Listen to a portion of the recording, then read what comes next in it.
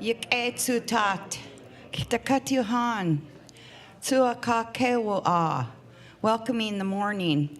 Sharing Our Knowledge Conference is ready to kick into gear. Today is Friday.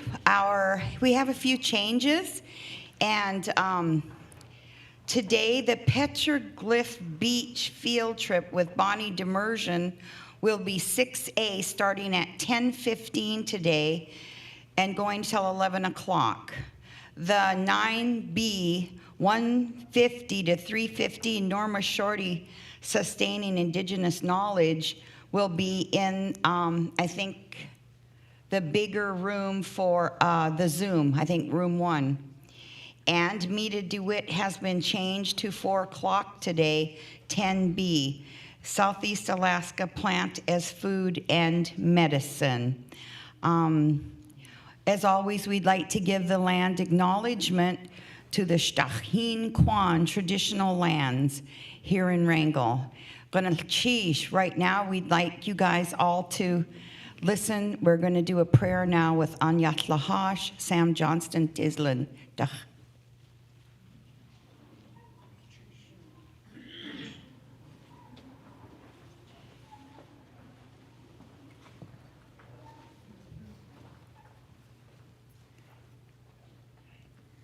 Good morning to you all, and it's an honor to be asked to say a prayer for all of you in our native language, it's Tlingit language.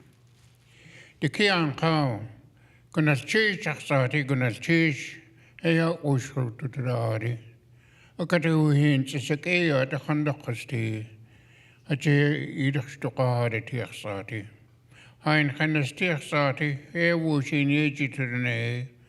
Hasik was Hashuka has other wush in each ne yach Sohon Kati. Contains the Katieda Yahakosti, Hayukatanki, cast the cut other yes Jene Haho Kachtaya.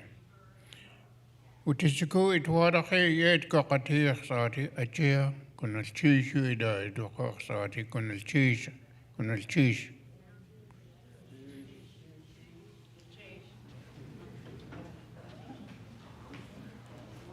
Okay. At this time, I'd like to invite our Tlingit and Haida Central Council President, Richard Peterson, to come up. He's going to have some words for you this morning. His Tlingit name, Chatli Ish. Here he comes. Hade.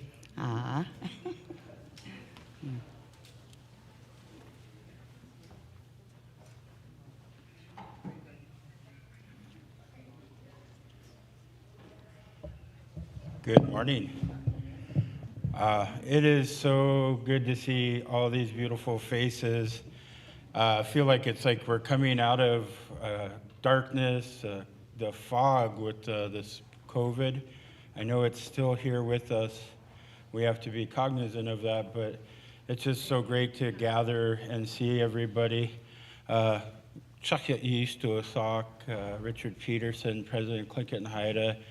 And I just want to say what an honor it is to be here and to be in the presence of a gathering. The theme is so appropriate to make peace. But it's sharing our knowledge is such a powerful thing. And the idea that we can lift each other up, that we can heal all of our wounds when we share our knowledge. Our message is our culture heals. And that's going to come from working together and sharing knowledge. And I don't know if everybody was at the Chief Sheik's house last night, and we got to hear from Gujau and Kirby Mado. And I think everybody there was really invigorated by that presentation and talking. And a young lady, asked, what do we do? And that really resonated with me last night and even this morning. My nephew Harley, and so proud to see my nephew working so hard for the language and for the work he does. He talked about living our way of life and how sometimes people do that in fear. fear of being persecuted, being arrested. And Kirby and them really said it quite perfectly, I think. And I have to say this, you've heard, and I'm going to get the name wrong, but there was a chief in the lower 48, and I think it was Tecumseh, who said, and it's been repeated millions of times, but when you have a stick, you can break it. But when you gather the sticks into a bundle, you can't break them. That's truly the answer. And I see this conference as setting those stones to gathering and building those sticks, bringing us together to put that knowledge together so that we're unbreakable. And it's hard. I'm from the village. We've been persecuted. We've had the law enforcement. I've literally been in the boats fishing, waiting for the fish to hit our corks. And, the fishing game will fly in on an airplane and circle around. And we're, it's not that we're stubborn or trying to be lawbreakers. We're not lawbreakers. We're living our way of life under laws that existed since the beginning of time, that were developed and were cultivated by our ancestors since the beginning of time. So it's not an arrogance or that we're so flippant to the Western law, the authority. We live in this society. Rules and laws are important. But sometimes you have to rise up against them when they step on your own rights, our way of life. So I've been there where they try and they're like, aren't you going to come over here? And I'm like, no, aren't you going to come over to us? Like, I'm not going to you. I have never bought a hunting license. I refuse to. When they let us manage those resources, I'll get one. Until then, I won't. And I say you got to challenge them. And it's scary and it's intimidating because, I look at my friend Judge Deb O'Gara over here. She knows the law. She knows that they will try to intimidate us, and most of us will just accept a deal and we'll plea bargain to get the lesser charge because we can't afford to lose our seine. We can't afford to lose our boat. We can't afford to lose our guns, and we can't afford to go to jail. That's what they prey upon. If we stick together, if we use our cultural values, I think we can fight that. And the last thing I want to say is I'm Kagwantan. I'm from the Eagle's Nest House. That's who I am. That's my identity. Now, I say that because I get to wear the title President of Tlingit and Haida. It's the greatest honor and privilege of my life, second to being Kagwantan from the Eagle's Nest House. Corporations and tribes are Western instruments, but they're the instruments we, as Tlingit, Haida, Tsimshian, the indigenous people, these are the tools we're given to fight and protect our sovereignty. When I stand up and say that I'm fighting for our sovereignty, it's not for Tlingit and Haida. Tlingit and Haida is a tool. It's what we use and what we're given. We have to let this end where we divide ourselves, your corporation, your tribe, we're all the same people.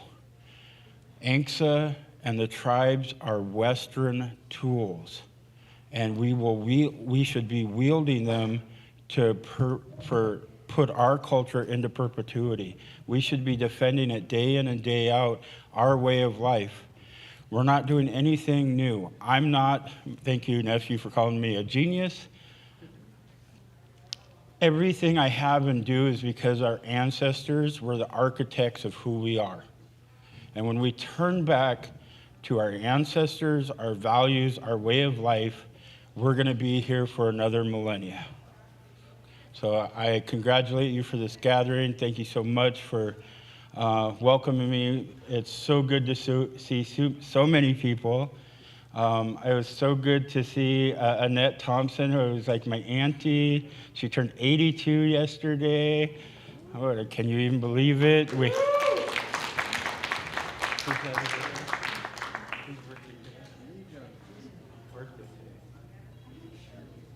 I was said earlier there's a birthday in the house today. Who is it? Lou? Lou Knapp. Happy birthday, Lou. Anyways, thank you for just giving me a few moments. Sorry to pontificate. That is my Tlingit side. So, no, I really do appreciate just to see all of you. It warms my heart.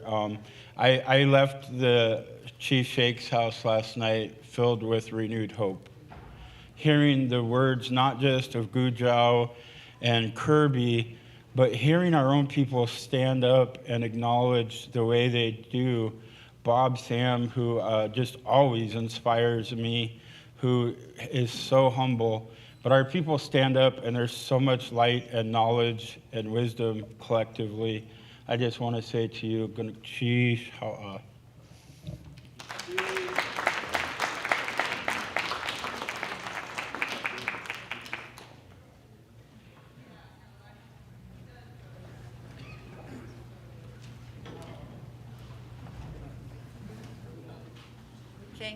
Thank you so much, Richard Peterson. And just so everybody's on the same page, I'm going to go through the program changes again. So if you have your program with you, so Peter Metcalf put together this program and did just a phenomenal job. He's done it before, and he came up with this numbering system, you know, where it's 6A, B, C, 7A, B, C, so on and so forth. So that's how you can find sessions really easily. So 6A, I don't remember, let's see. We had that to be announced. We didn't have a session scheduled for that. 6A at 10:15 to 11 o'clock this morning is a petroglyph field trip. A petroglyph beach field trip with Bonnie Demergian. And 9B at 1:50 to 3:15 is Norma Shorty, Sustaining Indigenous Knowledge. And then 10B is at 4 o'clock until 4:55, and that's Mita DeWitt. And she's going to be talking about Southeast Alaska plants as food and medicine. So do we have any other program changes? Okay, and then if people want to go on the Petroglyph Beach field trip, they should go to the registration desk and sign up. I think there's limited transportation, so we want to be sure and get cars lined up to take everybody who's going to be going. And it looks like Peter has an announcement.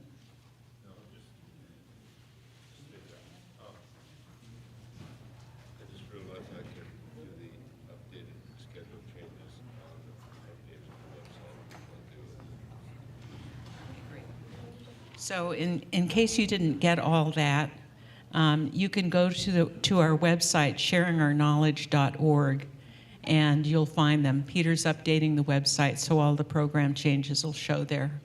So next we have, and I wanted to say also thank you to Sam Johnston from Teslin for saying our prayer this morning. And I also want to acknowledge Sweet Tides. They put together this incredible, everything that you're eating is baked and cooked here in Wrangell. And so I just wanted to say thanks so much to Sweet Tides for the excellent catering that they've provided for us.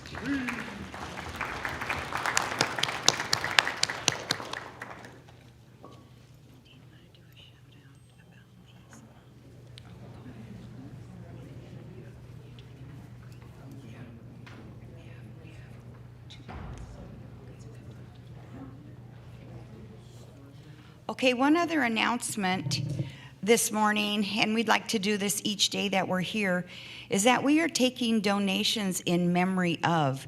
And we received some donations already from Lynn Allen in memory of her mother, Ginny Allen, and also her auntie, Linda Thomason and Glenda Gillen.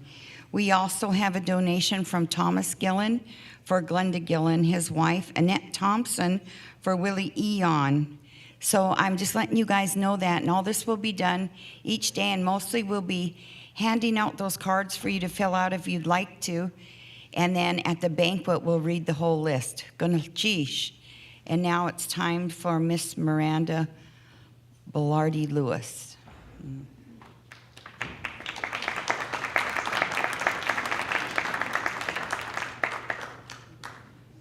should also let you know that she is Taktain Tan from Hunakawu.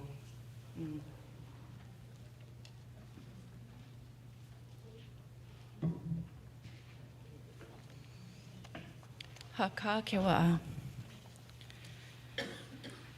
Good morning. Haka kewa'a.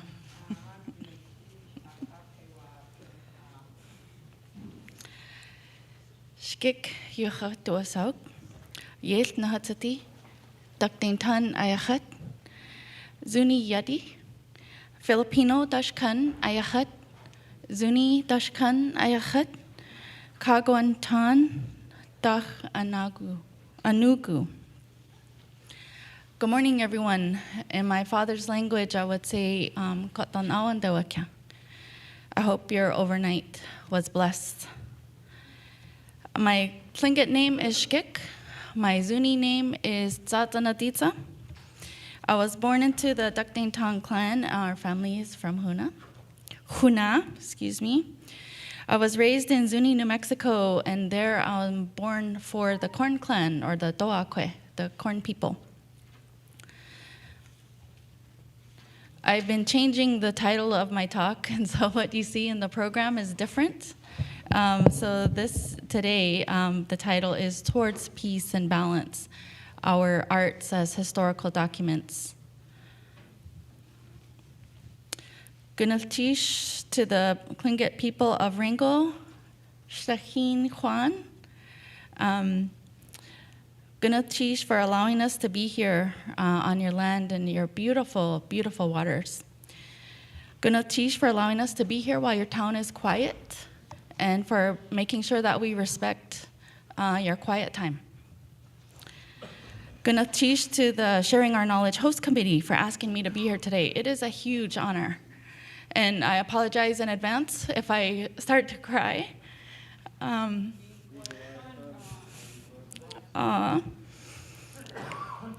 I apologize in advance for any mispronunciations. I'm still learning. My tax name, my birth certificate name is Miranda Belarde-Lewis.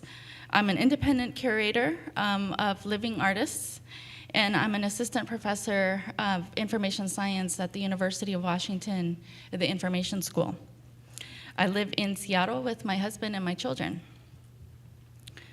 You know, this concept of peace, the theme of this conference has really been making me think hard, because peace is hard. And I've been wondering, you know, what does peace look like? How would we know if we achieved it?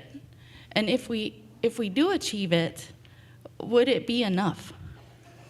What does it mean to be accountable to our ancestors, our relatives, and our communities in a world that is plunging further and further into chaos? How do we know that we've come back to some semblance of balance? And do we have to adjust and redefine what balance means to us now?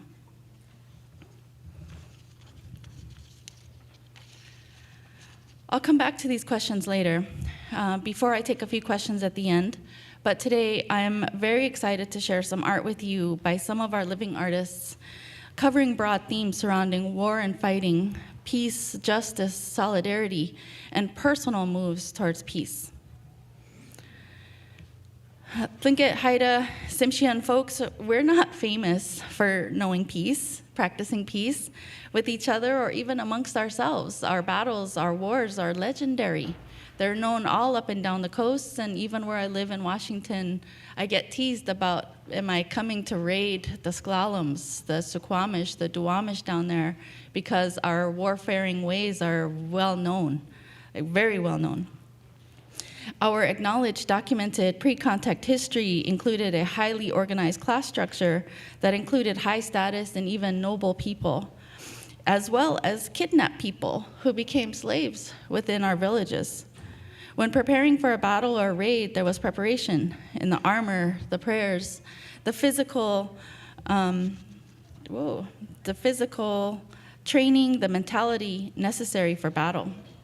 This is Tommy Joseph Kagwantan from Sitka with armor created for an exhibition about war and peace, focusing on the instruments of war. We know that, and Well, we hope that it was not chattel slavery the way our African American relatives came to this continent, but some of our clan houses were built upon the heads of some of our slaves. And if that's the case, well, then we know that we were familiar and we were comfortable with some having more and some having less.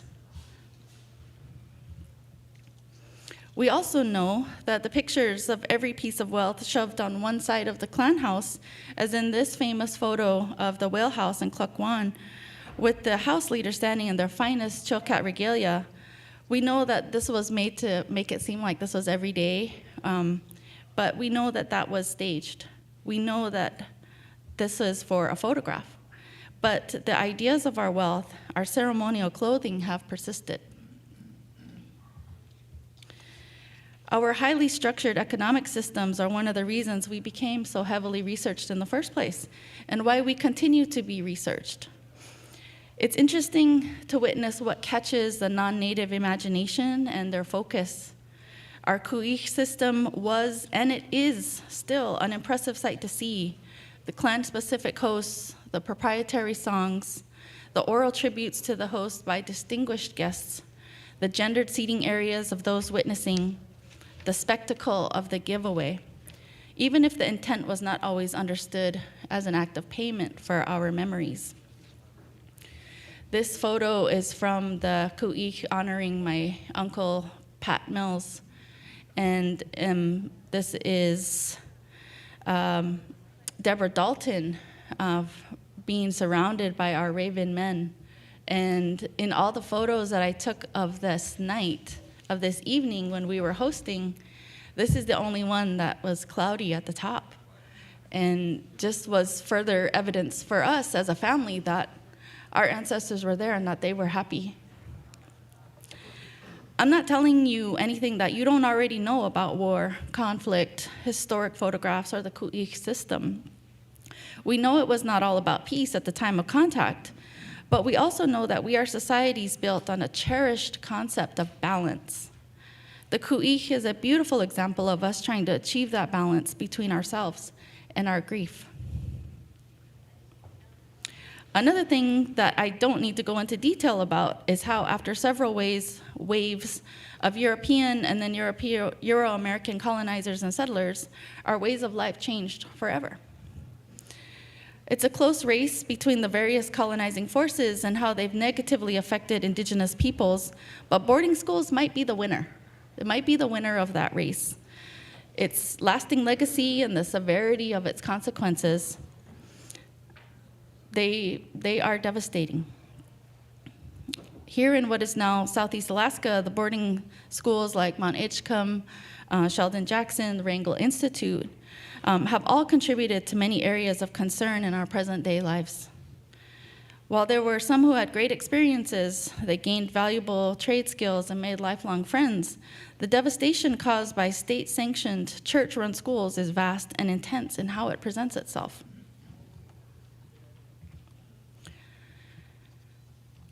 The president mentioned that, there's a lot of things to think about. And one of the most profound thoughts I've ever really rolled around in my brain is how it must have felt for the parents who were left behind. When our children were forcibly removed, entire communities were affected. We rightly focus on the children who suffered unimaginable abuses in boarding schools. The ways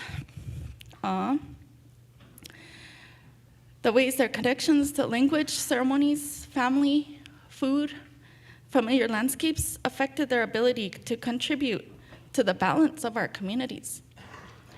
We must also acknowledge the effect on the families and the parents who are left behind. This painting is by Sho Sho Esquiro, a Kaska and Cree woman from Ross River in the Yukon. Sho Sho was adopted and raised by her Tlingit father, George Esquiro, who is Kukitan from Atlin. In this image, the children are being rounded up in Ross River, being taken away for the school year, their families left behind, watching them leave. And this photo, this is drawn from the memories of folks watching the children in the truck being driven away.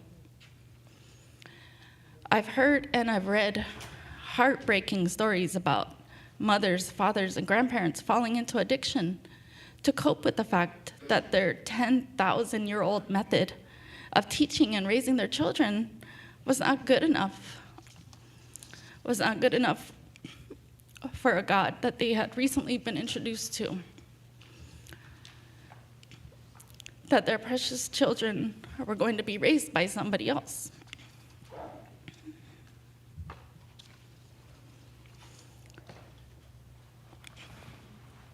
While the adults and elders recount and testify about their painful experiences while in boarding schools run by the federal government, the state, or churches, we know that what happened to them happened when they were kids.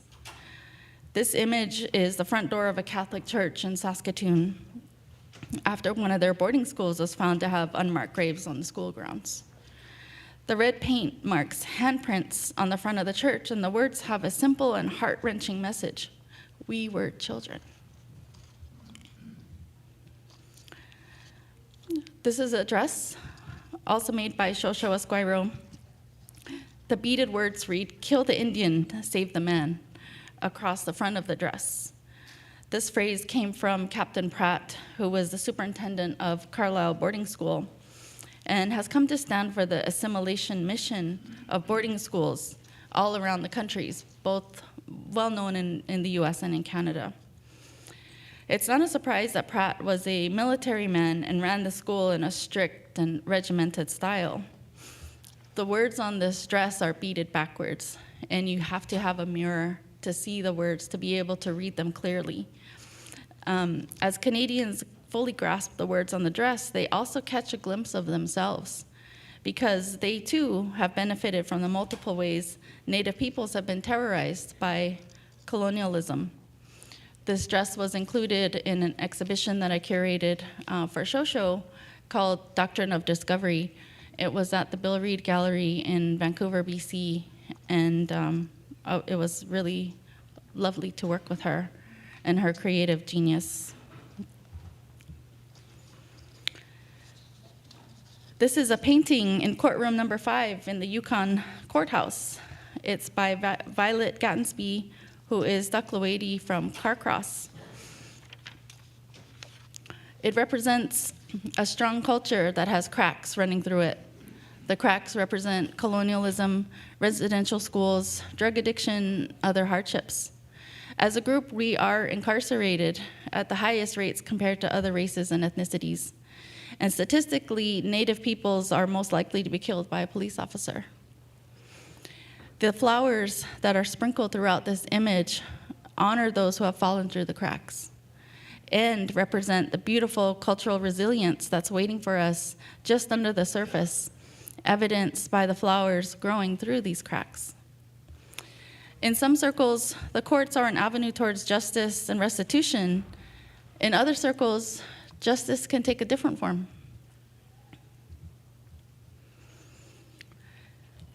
In these story polls, Nathan Jackson, Tlingit from Haines, and his son Stephen Jackson have chosen very different interpretations of the story of Katz, the man who married a bear. These polls are on view at the Burke Museum in Seattle. In Nathan's poll on the left, the elegant carving shows how the she-bear is possessively wrapping her arms around her human husband, claiming him as hers. Stephen's resin and blood red painted pole on the right depicts the moment when Kat's grisly children rip him limb from limb. So the question is the punishment of dismemberment enough justice for Katz's widow for his crime of visiting his human wife after he married her?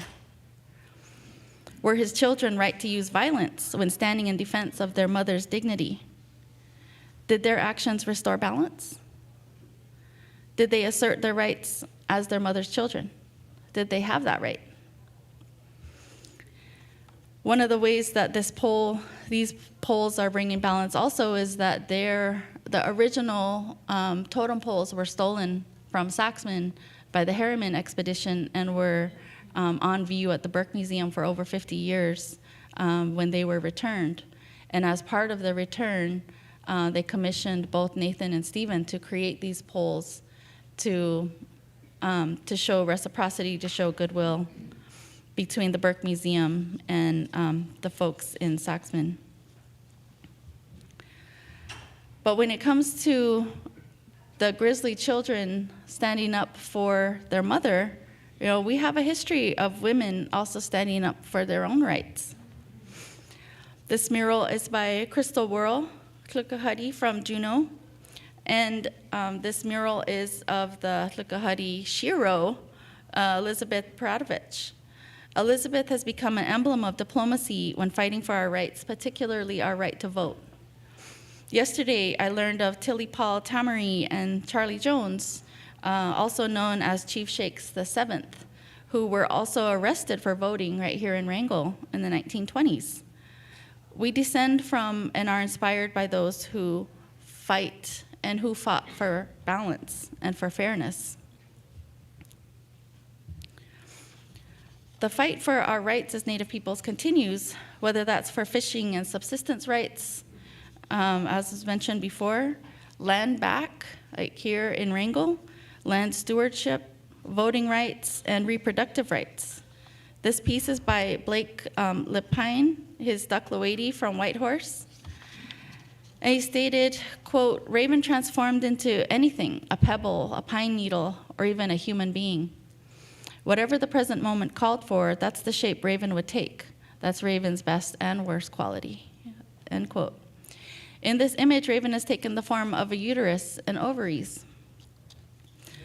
Blake calls attention to period poverty, which means you don't have the financial means to take care of your moon time, to buy tampons, pads, or a Diva cup when you have your period. You just don't have the money. Blake sold these prints and donated 100% of the sales to buying period supplies for the women's shelter in Whitehorse and the surrounding communities. And he still has this fundraiser going if you go to his art website. That's what he does with the sales of this print.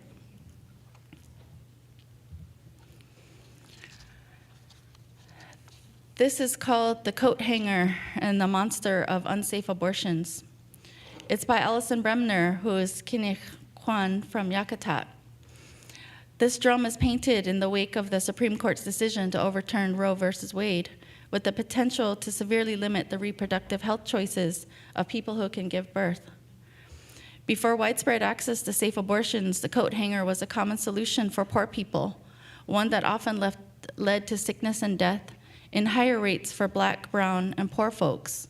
These are still byproducts of racism and sexism that helped to fund this country and to keep it going in its paternalistic ways, its patriarchal and paternalistic ways. So now in 2022, Allison has documented this era on the war on women, and we again pick up the fight for an essential aspect of women's health care.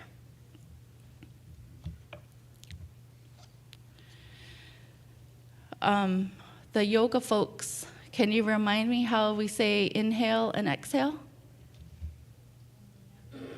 Can you say it, please?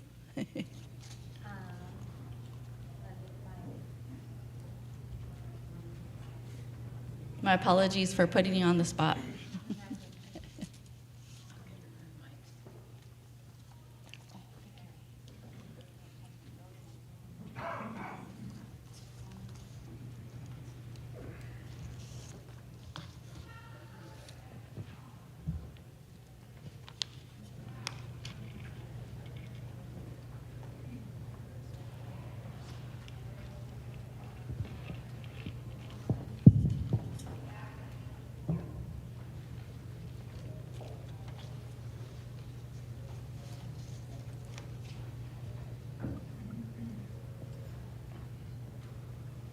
There was a yoga session in here yesterday for those of you who missed it. And I feel like after a lot of really heavy imagery and thoughts, we need to inhale and exhale. And I'm going to do my best with the pronunciation. Yith tunach gedein nich yidasa. Ka ye chenach gedein ke. yidasa. So breathe in through the nose and out through the mouth. So let's all breathe in through the nose. Breathe out through the mouth. Our artists are brilliant. I'm gonna teach for that. Our artists are brilliant. They always have been, and they continue to find ways to challenge our thinking. They invite us to imagine and reimagine balance and justice. So now, towards balance. This is a deer hide with architectural plans of the Metropolitan Museum of Art in New York City. It's the largest art museum in the country. The architectural plans include an escape route for looted objects. Nick Galanin, Tlingit from Sitka, drew the architectural plans of the museum on the hide. So the objects that were looted, they were stolen, they were dug up or bought while somebody was under duress, so they can find their way out. They can find their way home. Not only would the home community be reunited with the pieces stolen from them, but the spiritual health of the looters would improve because, let's face it, if you're stealing something, you're not living right. And if you're holding on to it, you're really not living right. So this is called Architecture of Return Escape. And he has several of these, and in an amazing twist, he got those museums to buy these pieces. And so now the pieces have an escape plan that's right there. They have the map of the building, and they can leave now.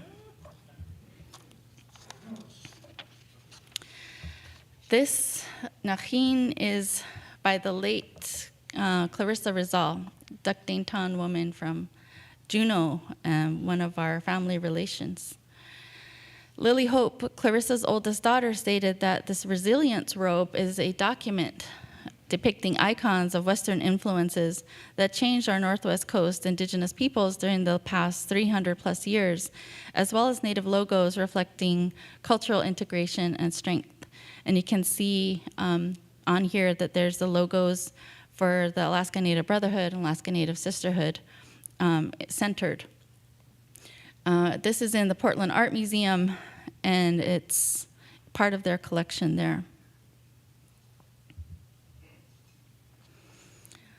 Clarissa's daughters both weave. Lily Hope is Duckdington from Juneau. Ursula Hudson is Duckdington living in Colorado. They wove these two pieces. Lily thought about what a Tlingit CEO would wear on the land, and then outfitted these extra tufts with 2 tiers of chilkat weaving and fringe, lined the tops of the very luxurious sea otter. The regalia on the right is by Ursula, is titled "We Are the Tides."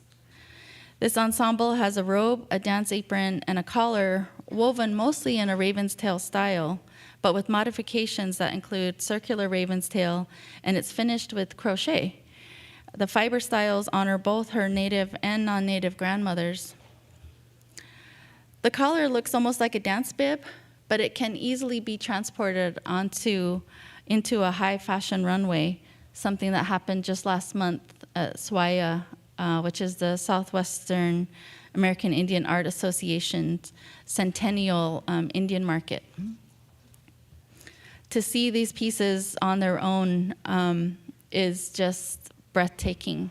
And it's a while to think of that Ursula did not start weaving until 2016, and is now creating entire sets of regalia in an extremely fine raven's tail tradition, one that has benefited from her background as a graphic designer.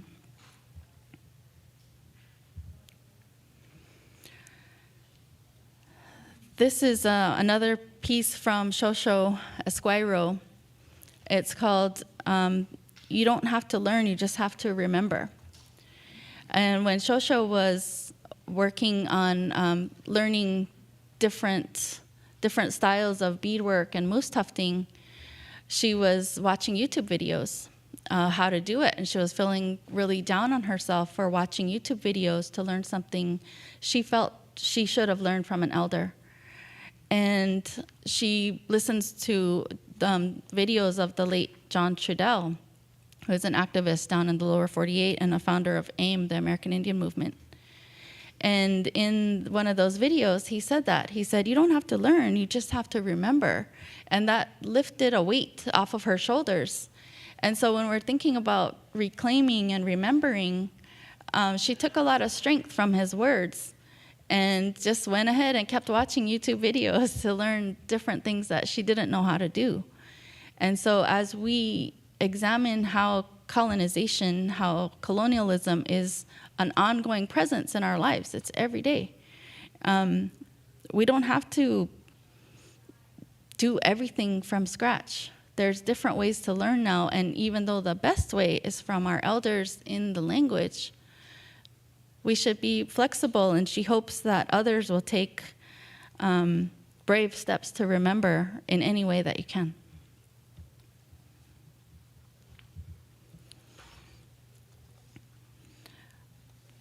These pieces are by Preston Singletary, who is Kagwantan. His family is from Sitka. He lives in Seattle, and I had the pleasure of curating his exhibition. It's now on view at the Smithsonian's National Museum of the American Indian in Washington, D.C. It'll be there until January 23rd, I believe. But these pieces are from that exhibition. And the white bird on the left is Raven, before he transformed into a speck of dirt or a hemlock needle, depending on which version of the story you heard, before he impregnated Nashak Sankawu's daughter without her knowing the touch of a man, before he released the light and was permanently changed into the blackbird that we know today, as a consequence of his actions that accidentally benefited the entire world. The figure on the right is one of the many innovations developed for this exhibition by Preston and his team. Previously, he had created rain glass hats that were put upside down and with light projected through them. He's created heads, glass heads, and he's created human figures, but he's never done that all together and at this scale. These pieces, these busts are larger than life size, and there's 12 of them.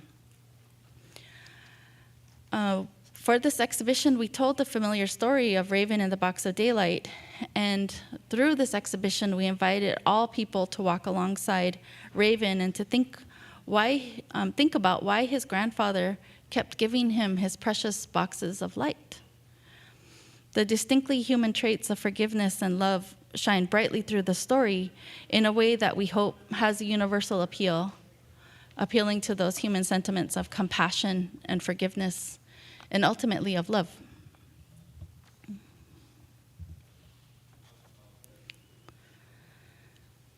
Moving towards balance doesn't always have to be about forgiveness, though. And just as the president was saying, sometimes we have to rise up. Sometimes we have to fight, especially if the laws that are put in place against us are not of our choosing, if we didn't have a say, and if they are impeding on our rights to live whole and healthy lives. So moving towards balance doesn't always have to be about forgiveness. Sometimes it can take the form of solidarity. This image by Alison Bremner, the colors of the emojis show the spectrum of skin tones from emoji yellow to the palest pink to the darkest brown and then to black. These form-line fists are raised in solidarity and were created when the Black Lives Matter movement was becoming well known after the brutal murder of George Floyd in 2020. These form-line fists are raised in solidarity with our African American relatives, whether we are related by blood or not. We don't have to experience the same pain to know the biting sting, the brutality of racism. We also don't need to compete in a battle of who suffered more to be there for each other.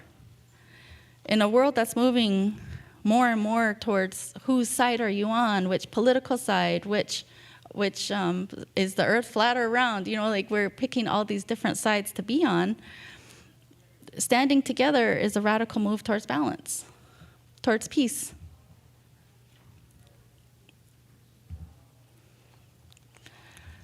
This land-based installation by Megan Gunnar Jensen, who is Duckloady from Whitehorse, and a new faculty at the University of Alaska Southeast, yay, was created with snowshoes on a frozen lake. It took 15,400 footprints, 11 hours, and it covers more than 1.5 acres. The short video of her taking methodical steps to create the image as she tells the story of how Raven released the sun can be found on YouTube, and the movie is called Art Show of Winter. Through movement and grace and confidence in her heritage, Megan shows us how we can regain a connection to the land. She shows us how to make a mark that does not scar the earth, but a mark that gently reminds our Earth Mother of our presence and our connection to her. The mark, it was a lot of work, 11 hours, 15,000 steps in snowshoes. I don't even want to know how she took bathroom breaks in there. I know weather got in the way and she had to stop because they were filming with drones. And so the film is beautiful. It's a beautiful, beautiful film, and you can hear her tell the story. So that is a lot of work. But showing love is a lot of work. It's hard work. Love and balance get a reputation for being soft emotions. They get made fun of.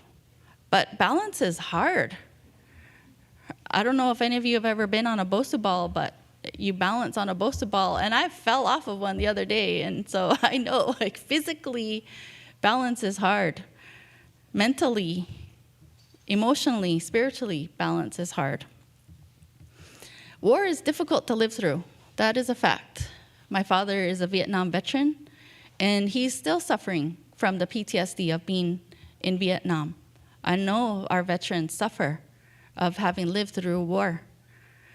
But for the folks that start wars, that is an easy thing to do. Reconciling, finding peace, that's the hard part. And we have to figure out now, how do we decide that we have hurt enough? When are we done hurting? For the boarding and residential school survivors, what will it take to have true reconciliation? There's truth and reconciliation. These are words that are used by the government who wants to be done with it, by the church who wants to forget. But what does that mean to reconcile? For those of us in relationships with our romantic partners, if there's been infidelity, if you're going to move on, if you're going to stay together, what does reconciliation look like? When do you decide that you're done with the hurt and you're not going to keep picking at that wound and move on? When are you going to move on? We said that we needed at least an apology from the church. One of Sho Sho's pieces that was in that exhibition is called No Apology Necessary, because at first the church would not offer an apology to residential school survivors. And she said, we don't need your apology to move on with our own healing, so your apology is not necessary. But we said, one would be nice. And then we got one not that long ago, and many decided that that was not enough. They said, well, it's just empty words. It's just an empty apology, very convenient for you now. Many decided to lash out at the Cree elders who placed a feathered headdress on the Pope's head when he visited and when he offered an apology. The memes were super fire, I'll give you that, but there was a lot of controversy about putting the headdress, putting a sacred item on somebody who represents so much harm and so much hurt. But if a community decides on a course of action and then goes through with it, have they achieved the reconciliation that they have been searching for? And if they've achieved it, then who are we to say that they are wrong? For our African American relatives, if they receive an apology, is that enough to start healing from 400 years of enslavement, torture, bondage, continued racism, and violence? We've all heard that phrase that hurt people hurt people. And the reality is that many of us have been hurt. We are hurting. We collectively carry the pain of colonization with us every single day. So we have to be the ones to decide. Through art, through therapy, through exercise, through yoga, through the language, through friends, through Zoom friends. When have we had enough hurt? If we decide to love, to forgive, we are deciding to be strong. Because healthy love sets boundaries, even as we are accountable to those we choose to keep around us, to keep in our sacred circle. Love saves lives. Sometimes it's our own life that we save by bringing peace to ourselves, peace into our homes, and peace to surround our children in our loving embrace. Oftentimes, the peace that we bring to our own lives can serve as an inspiration for others. And just like any other skill, love requires training and practice if it is to last. Choosing to love ourselves and to protect our personal peace on a consistent, everyday basis will all move us closer towards peace. Doiksen, Hawa, Ganachish.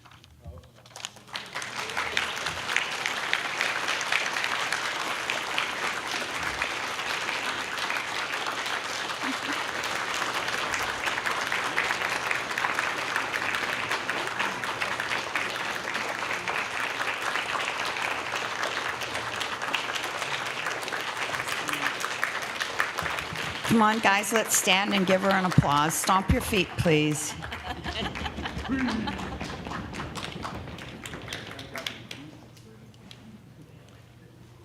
Questions? My earrings are from White Camas collection. You can find her on Instagram. I know that's the question.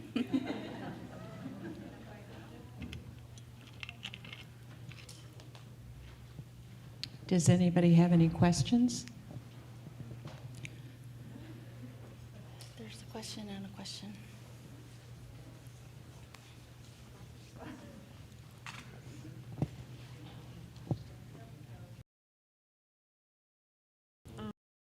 Not a question, but a huge thank you, because you just always get the feeling, stuff on the social media and everything, about fighting is not, just crushing ourselves and yeah, just that love is the hard way, and that's what we have to do. Anyway, I'm not making any sense. You said it, and that's amazing. Thank you so much. And you're right, social media does have a way of changing our viewpoints. And one of the good things about it is we can see and be in solidarity with others, because there'll be fights that we didn't even know were happening that we can support, either through mutual aid, by sharing information. For me, I share it with my students when I'm teaching, because who knows what kind of seeds I can plant for them. And so social media does have its good points, but unfortunately right now it also really helps bring down our attitudes about each other. It makes it really easy to start fights, makes it really easy to stay in the fight. So it's all about balance, right? We need to try to figure out how to balance it.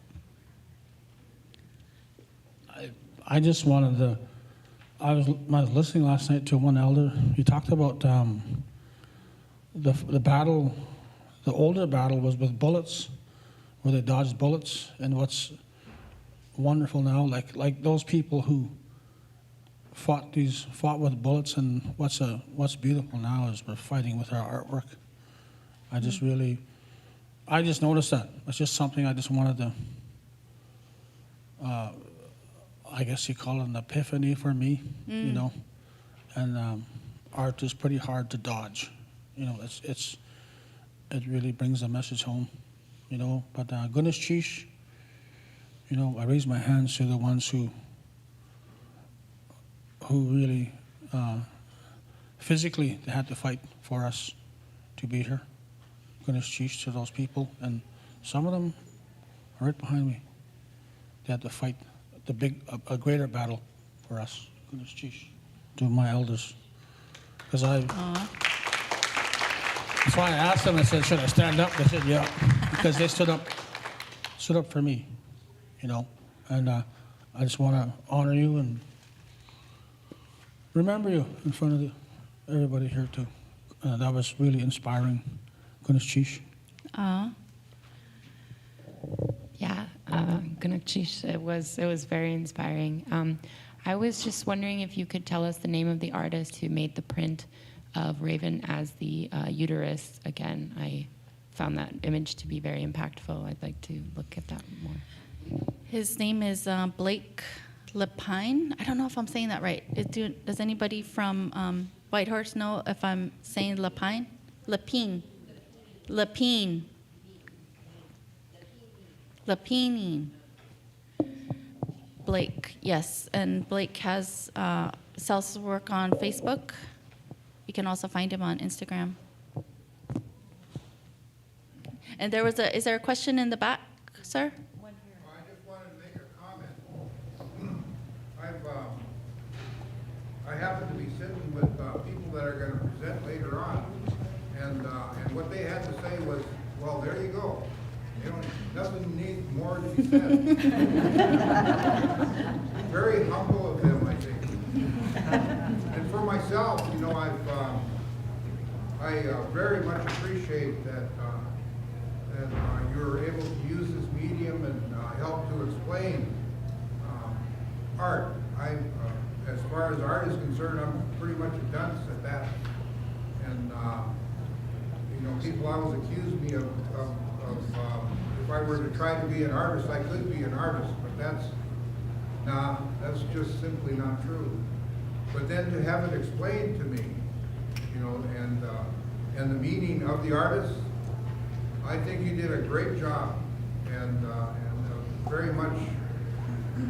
very moving to me, and I appreciate that. So no questions. Thank you. Gunatish for saying that. Before we get to your question, I just want to say, you know, for those of you that are in university studies, you know, it took me many years to be able to boil it down to just a little sentence. And so now it took me 5 years to get to this point where I'm able to tell folks that what I research is how Native art transfers information and knowledge intergenerationally within our own communities and cross-culturally when it's being viewed by people outside of our community. That one sentence to tell you what I do and kind of understand what I do took me 5 years to get to that point, to be able to say it in a really short way. And it has served as my guiding post for everything, all the research, all the writing, all the exhibitions that I do is because our artists are conveying deep concepts, ancient concepts in new ways, sometimes in old ways, but they're doing it in a way that has sustained us and continues to give us strength. And so to hear you say that, and I don't doubt that you are an artist and would be considered one, just because whatever we are conveying, it brings our ancestors into our present day lives, no matter which clan or tribe we are from.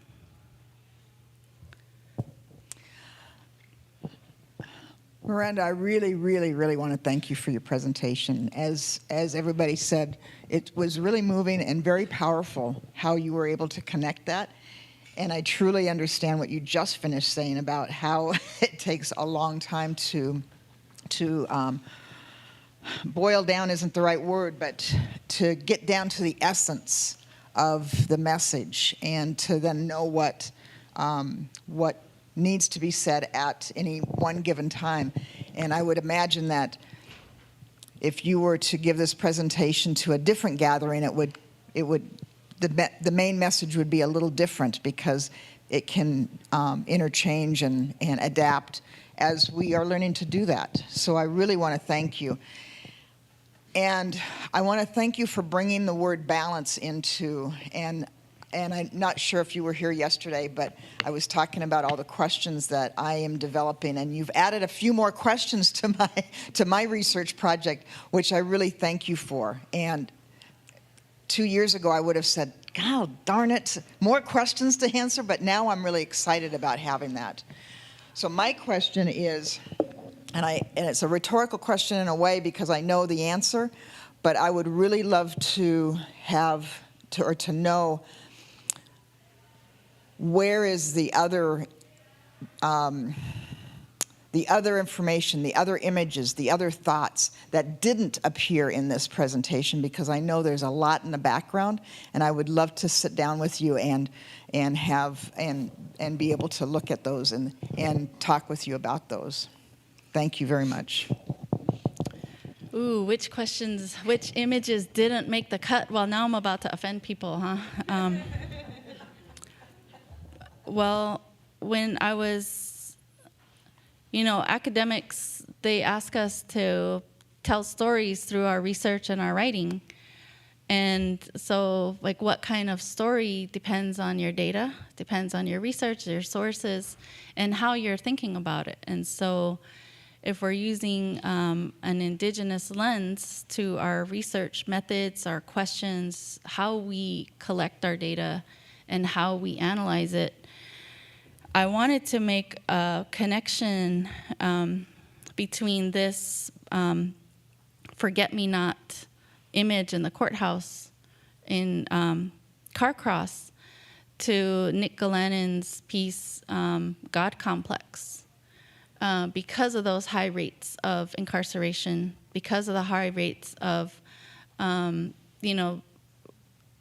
because because we're such a small group and our rates of violence when we interact with police officers is so high, we have the highest chance of being killed by a police officer.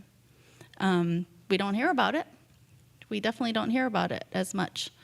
But because we are such a small group, this is something, and my husband and my children are mixed, Native and African American. And so I worry about them every single day. I worry about myself as an Indigenous woman living in Seattle. We're one of the top 10 cities for women to go missing and murdered. And so I worry about all of us every day. And so in Nick's image, God Complex, it's riot gear, police riot gear, it's hung in the shape of Jesus on the cross. And so the God Complex saying that in the United States, we have elevated our law enforcement to be that role of God, of judge, of jury, executioner, all in one, rolled up into one. And then I did a test run with my mom, Satuk, and she was like, get to the good stuff. And I was like, okay, maybe that's too heavy. So I took that one out. Another piece by Nick Gallanon, who is a friend of mine, is him telling his son in Tlingit that he loves his son. And it's just his son's face just lighting up and just glowing in adoration, in his father's adoration. And that was a piece that he created with MTV. Music television is still a thing. They're still making videos. And so it showed in Times Square in New York City on the giant screens. And so it was his son just loving, hearing his dad loving him. And so that was a piece that I wanted to bring in, in this towards balance. Is how do we extend that to our children, and how do we teach them through our example that they are loved, that they are cherished, and to do things that didn't happen for us, whether that's because of boarding school, because of our grandparents who didn't want that same stigma put on them, and so all of these different ways that language and ceremony and outward pride has been severed and curtailed by colonization. And so moving back towards balance, that was another piece that didn't quite make it. But those are just a couple examples. Is that time? All right. Oh, one last one? Well, We're cut off.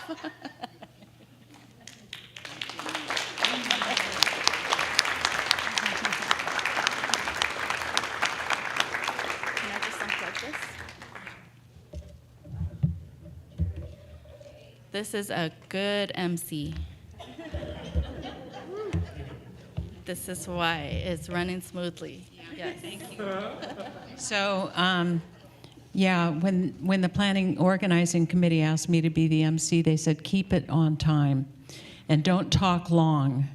So I'm sharing a hotel room with my dear friend Barbara Searles, and she said last night, I got up out of bed and I started bossing people around. I'm one of those people who walks and talks in my sleep. It's kind of interesting to hear what I do. So who was going to talk about mindfulness?